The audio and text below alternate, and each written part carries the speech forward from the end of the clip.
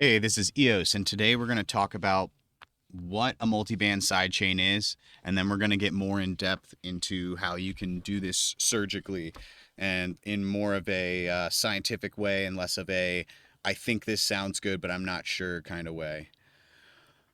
So every kick and snare or whatever you're sidechaining has a frequency spectrum, and different parts of it last for different amounts of time, especially with how a lot of kicks and snares are built nowadays, where people are taking multiple parts. They might have one sample they use for the transient, one they use for the low end, one they use a white noise sweep they use for the high end.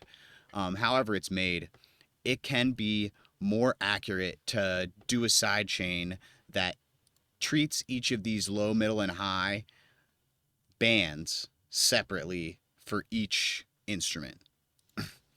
And so when we set this up, there's a couple of considerations to take into account. You may have noticed on the last video, all of these crossover bands I had set to 4 times, which I believe this is a 6% slope. So 4 times would be a 24, or sorry, not 6%, 6 dB slope. So 4 times was equivalent to a 24 dB slope. Well, if you notice the crossovers in here, when I hover over these, you can see where the crossovers are down here. So I'm at 178 and 1.92 kilohertz with a 6 dB band split. So I've switched this to 6 dB so we can try it out. The reason why I was previously using the really steep crossover is to try to confuse myself less. The reason for this is so that I can automate on each of these and automate off. Let's just set up the automation real quick. This is 3 of the kick in a row, 3 of the snare in a row right here. So the idea is I'm setting up each of these to be frozen on and only show when they're printed and when they're frozen and flattened, it'll only show what frequency, how long the frequencies are in each of these bands. And so it can get a little bit confusing, I think, or it could. Well, I was originally thinking leaving in all of this in the separation test because you're going to see information happening. But because of how we're setting up the envelope, the information and the fact that the information is getting quieter is quieter if it's in this area since it's sloped down. I think that it may be more accurate to do it this way. And in the future, I'm going to make another video where I'm going to figure out a good way to test which one of these I really want to use in my separation. I'm thinking 6 or 12 probably. 24, I think we're going to start to get issues. And 6 is obviously the most transparent. So maybe in some heavier specific situations, we'll switch to 12. And that'll be a different video because that's going to take a while for me to get into and figure out how I even want to do it. I'm not sure. I've mostly been using 6 decibels because I think it sounds nice and clean. Okay, so each of these, this one's automated for the low, middle, and high band. And I'm going to set this up now to be a modular system because where we can change the crossovers with macros. And then we're going to change we may change the crossovers up here. And the reason you might want to do that is based on where things are happening and for how long. Let's look at the EQ of our kick right now. And then we'll talk about where the crossovers could be, should be.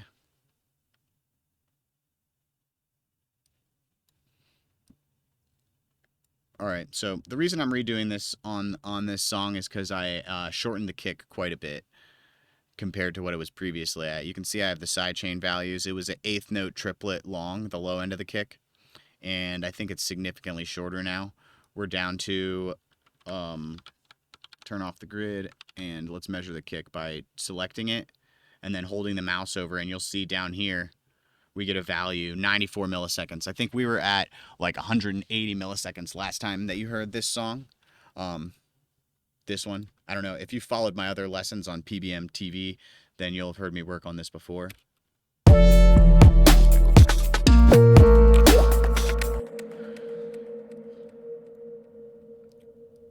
Okay, so let's look at the kick on the Q3.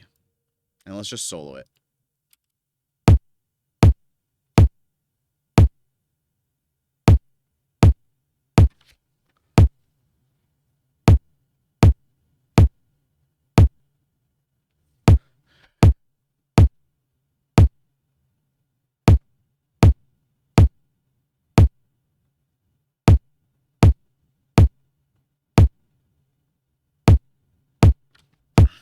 So you can see there's not a lot of high end to even get in the way of the mix, but we will quickly remove it. And already it's like kind of apparent how with a full range kick like this that doesn't have a lot of distinct parts, it's hard to be like, oh, okay, I think we should set the bands where. So we want the sub to be really clean, and that's the loudest.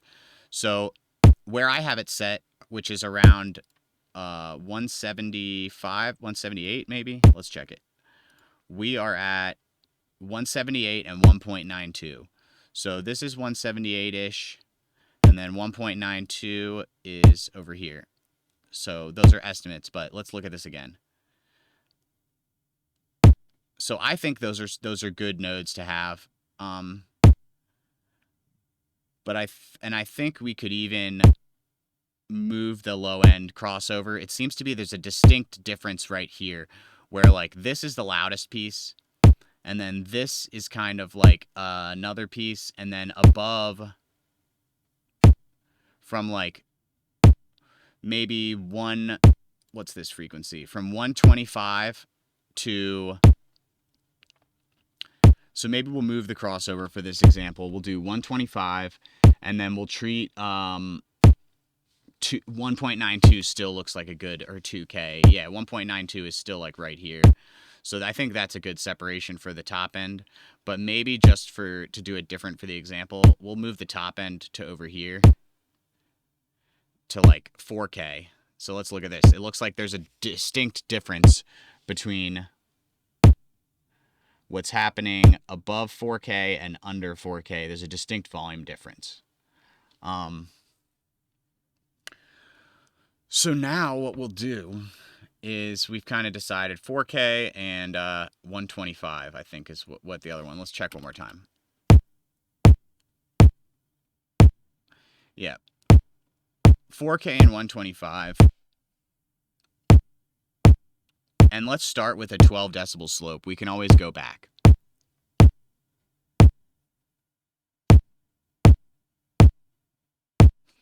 I take that back. We're going to stick with the 6 decibel slope. I don't want to introduce too many things in the same video. Okay, so we've got our 6 decibel slope set here. Now we've got to change our frequencies. So this will move to 125. 128 is good enough. And then this will move to 4K just by dragging them. And I just want to emphasize again, I've said it in other videos, but any volume shaping, multiband volume shaping plugin will work. I believe there's something called, this is Shaperbox 2 Volume Shaper. There's also Chain Shaper, which is a Max for Live plugin, which I think costs like $30 or something. And then there's a couple that you can make your own multiband with something like Gatekeeper or any volume ducking, or even like a volume envelope. You could just set up volume envelopes and use splits on multiple chain groups. But I really think Shaperbox 2 works great. And so that's what I'm going to keep showing in these videos. Just know all of these ideas can be applied to anything. All right, so this is the kick, and now we're going to look at the snare. I don't know why I automatically adjusted the snare the same. Let's go back and look at the snare frequencies and then decide what we're going to do snare-wise with the crossovers. And so now we're going to need 2 separation automations that are going to be going on. Okay, so we've got our kick. Let's move these out of the way for a second. We've got kick separation 128 4K.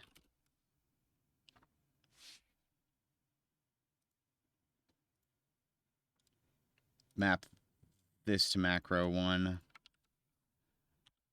Crossover 1. crossover 2. Okay. So let's go into this plugin. 1. This gets mapped to crossover 1. This frequency gets mapped to crossover 2. Third plugin. This is the one I'm using. This gets mapped to crossover 2. Okay, so now as I move these, they'll change the other ones. So I can set 128 and I can set 4000 just like I have set up for the kick sidechain in here. Oh, I can do it exactly the same. So 128 and 4050.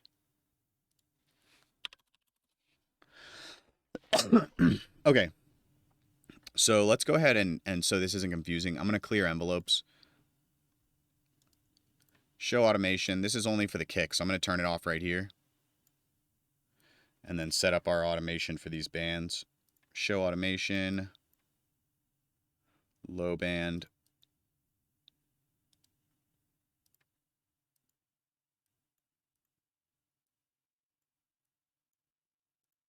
Mid band. And it doesn't really matter if I'm perfectly accurate on the grid because there's no information here to mess up. Okay, so I've got this one set up. Low, middle, high band. You could see them light up, so I checked them. Okay, so let's move on to setting up the crossovers for our snare. Let's bring up the EQ again.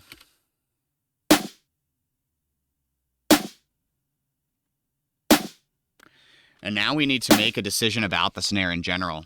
It seems like there's quite a bit of noise in the low end underneath the snare fundamental. This is the main tone, right? So let's first, before we start doing the sidechain, let's experiment with some roll-offs or low shelves.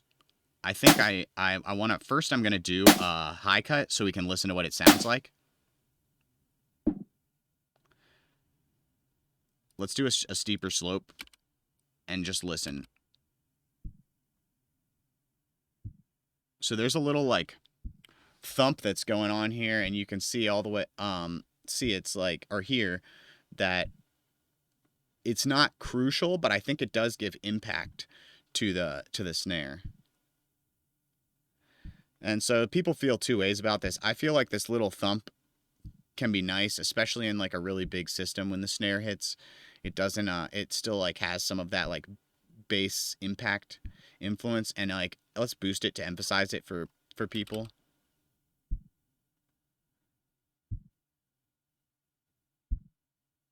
Like there's definitely like a tone, a nice thump there. I think we're going to leave it in and we're going to treat it as part of the sidechain. So let's go back to a 6 decibel.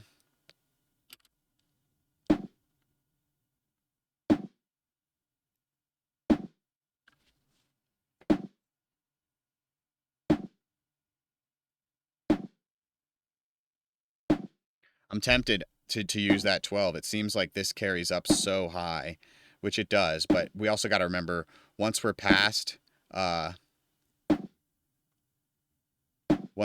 like minus 60 is where we really, minus like down here, anything below this isn't really making that much sound.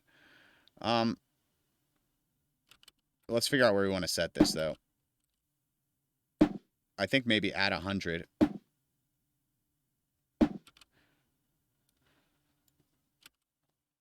This is already a situation I can tell we want to use. This is the perfect situation for us to show the 12 decibel slope, actually.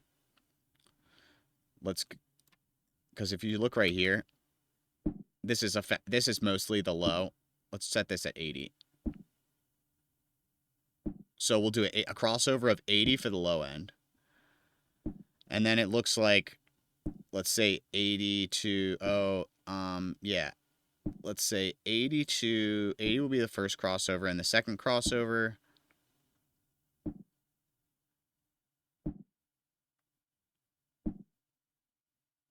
oh, I have this band on. Let's turn that off. 80's our first crossover. We'll leave this here just to remember.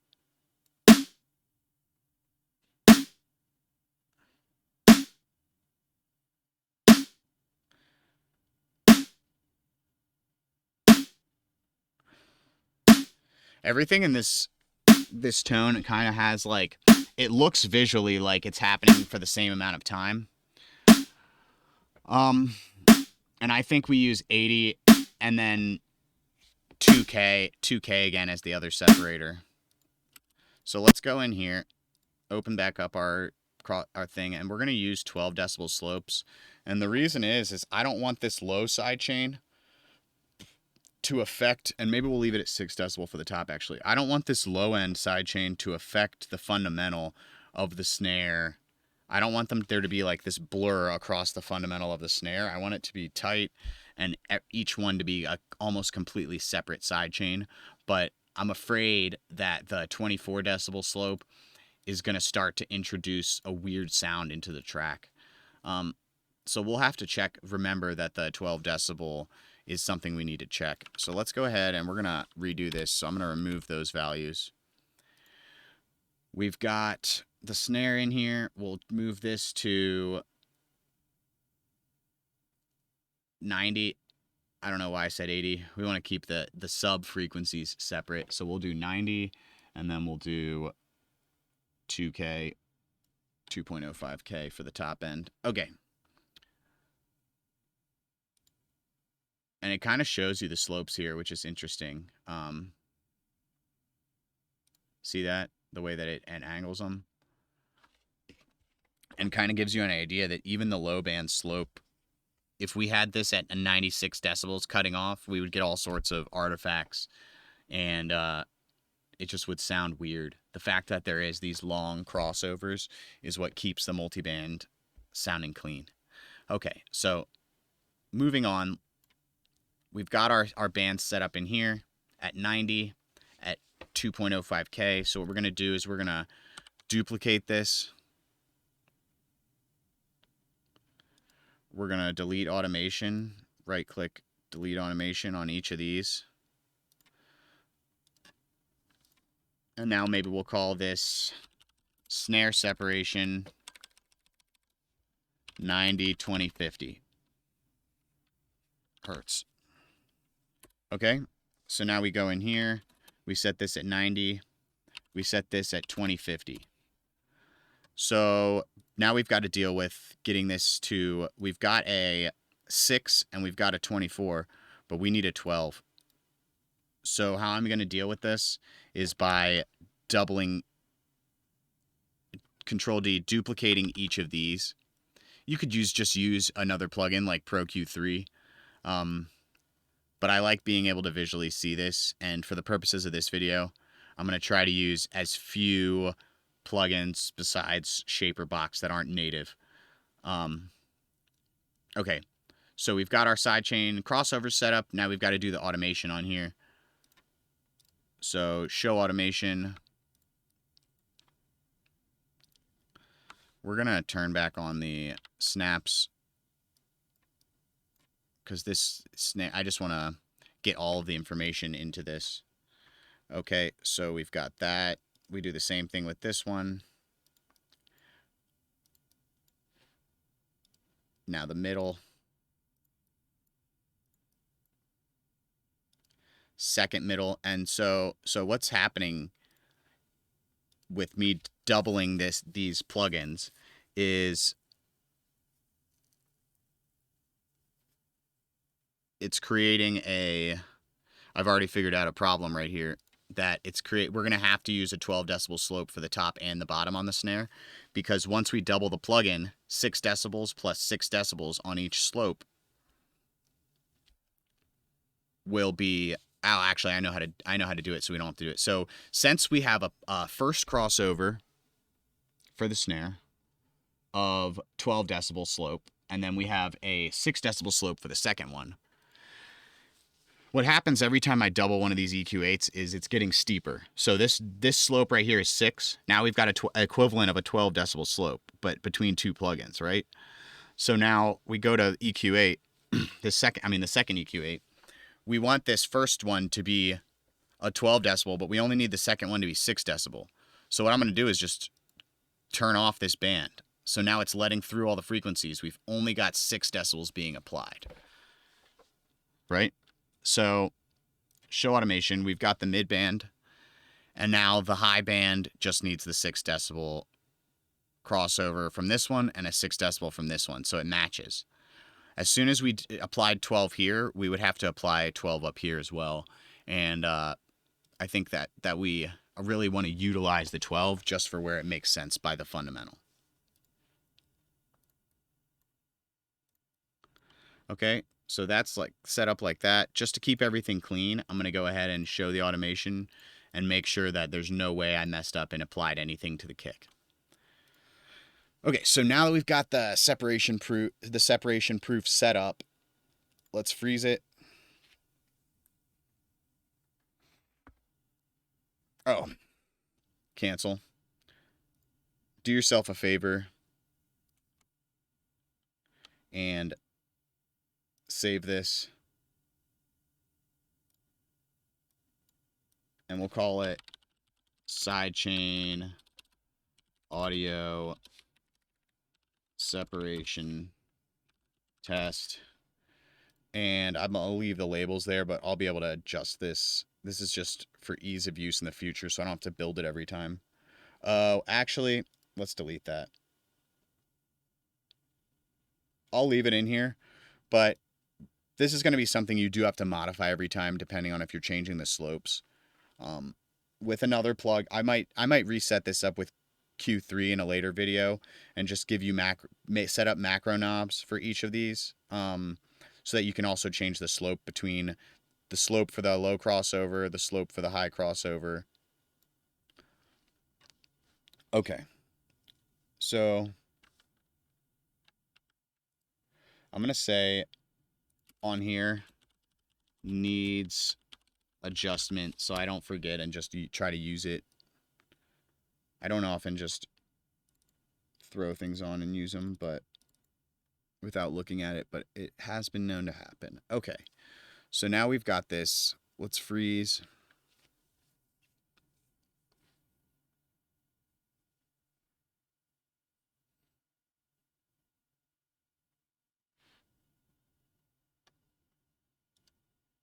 Flatten.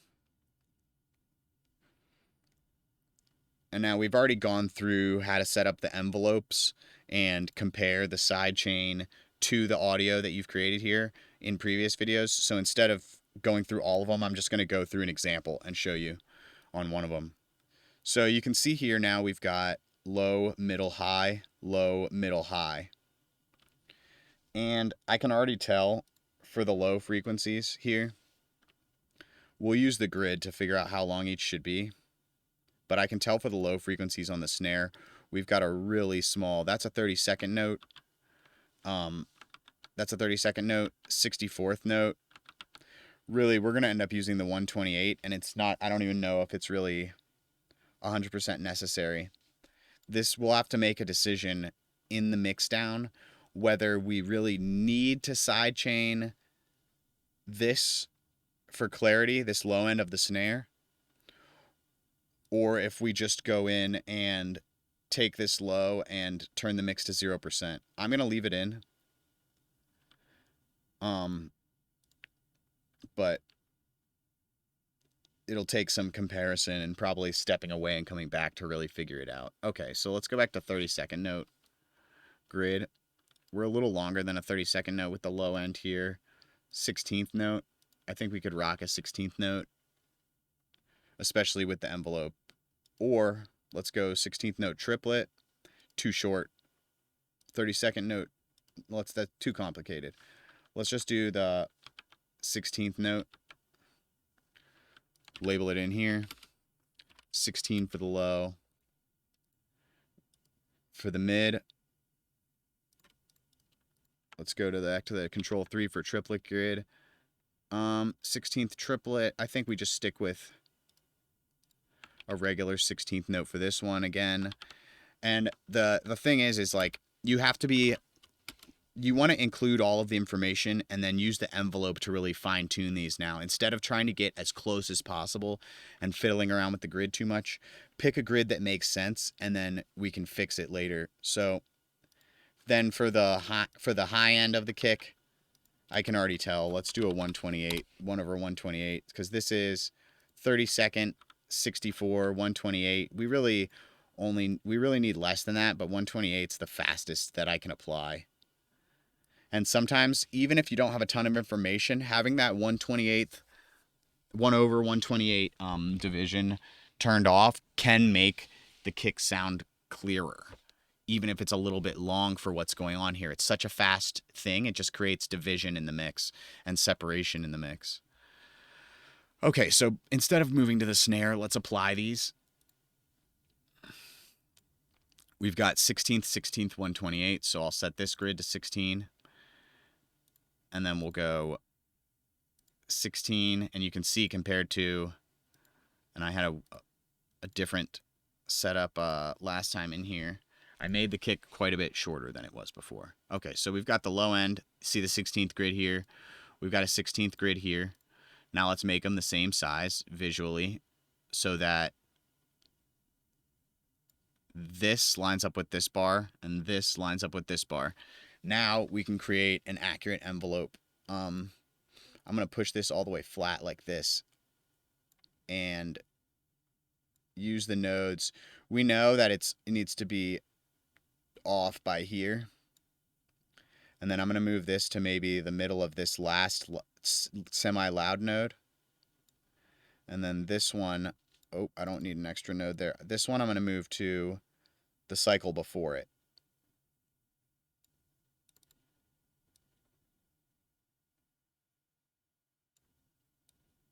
Keep this kind of, you can see the cycles are maxed out, so I want to keep this pretty much fully sidechained and then sweep up through this section to there. Okay, so now that we've done that, let's keep the grid the same size and just scroll over to our next band, which is also a 16th note for the mid. So the mid, we can see it's kind of, this is a little bit too much over here. Let's get it kind of quiet by there. Move this to the, I kind of just have like a technique that I use with following the magnitude of each cycle of this waveform and kind of figuring out where I want it to be completely quiet by. This is so quiet, I don't need to sidechain that. It's barely there. Up here is where it's really loud in the transient, and it's still loud here, but I think it's really fully loud to like here. And then we can probably start going down a bit. The snare is tricky because it's such a punchy sound that after you set up the sidechain, you're really going to have to go into your master chain and set up something where, the way I do a lot of my mixdowns, I clip the kick and the snare to 0 here. So any boosts I put on the master, the kick and snare will cause a reduction of that amount in the master chain. So I'll watch the limiter, and so I'll clip kick and snare to 0, and then I'll turn on the whole track, and I'll watch the limiter.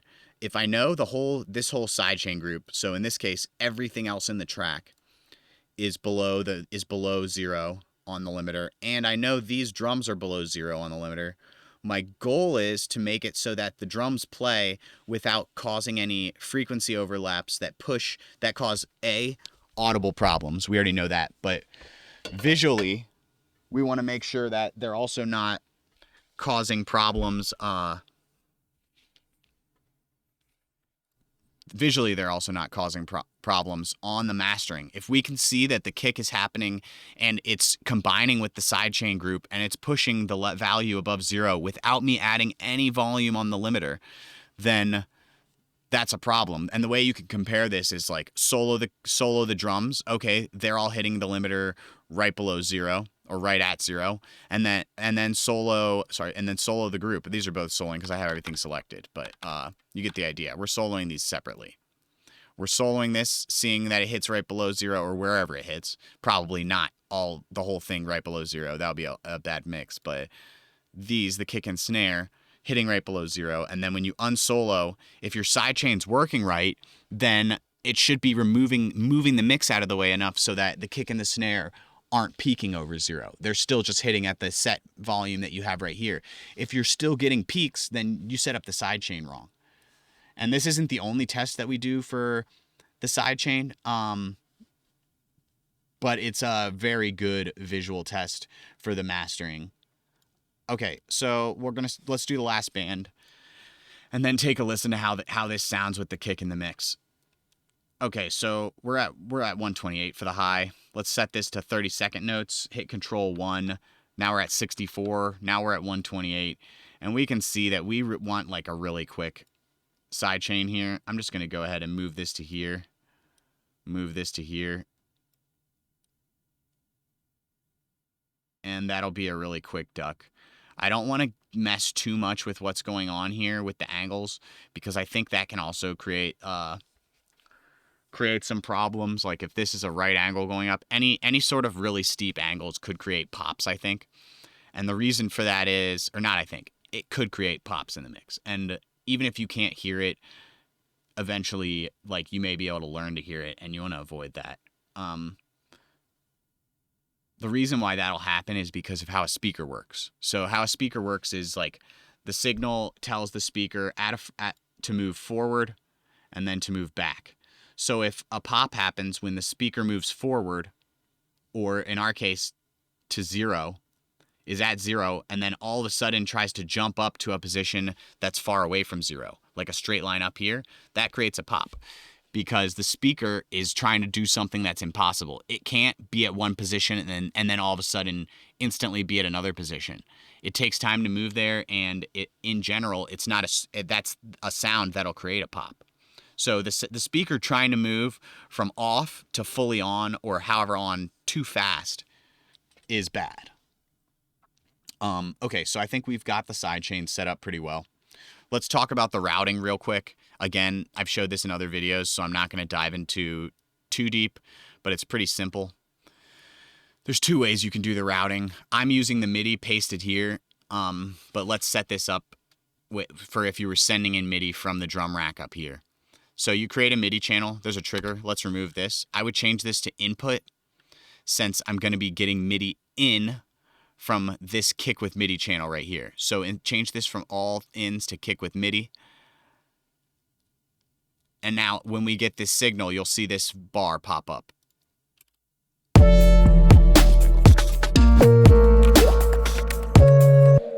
Okay, so we're getting the signal, and now we're sending it to the sidechain group, and we're sending it to the first shaper box, which I've set up for the kick. Snare trigger, how this is working is I just have MIDI pasted in this channel, so it can be set to auto still, and I don't have to set an input, and then it goes to the same group, but it goes to the second sidechain. Okay, so we've got this set up. I'm going to play through the intro and into the track a bit, and maybe even we'll listen to like half the track or something, and kind of just like paying close attention to how the kick is operating and if the sidechain sounds good.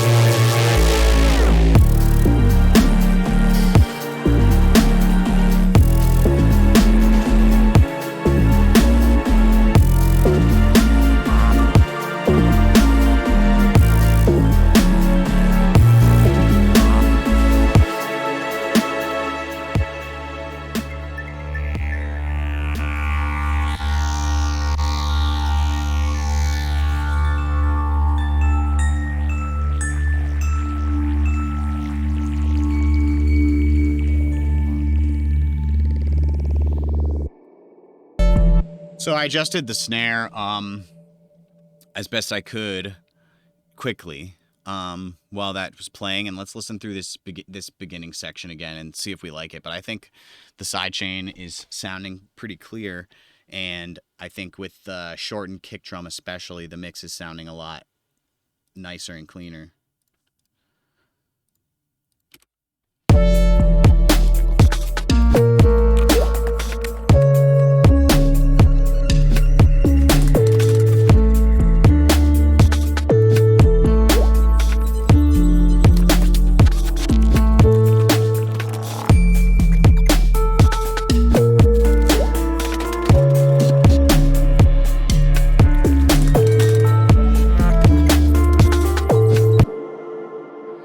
I'm pretty happy with that. I think that I'm definitely going to keep developing this sidechain process and get it cleaner and cleaner, and do some more in-depth example videos of different cases, like that 12 decibel slope that we switched for the snare, that makes sense for mixing in a way that's not abstract, but in a way that you can think about logically and be like, I feel really confident that this is giving me a cleaner result, not just because I see it, but because I see it and then I teach myself to hear the difference. I'm Eos, you're watching Engineer of Sound. If you like it, please like, comment, subscribe, really helps me out. See you again soon.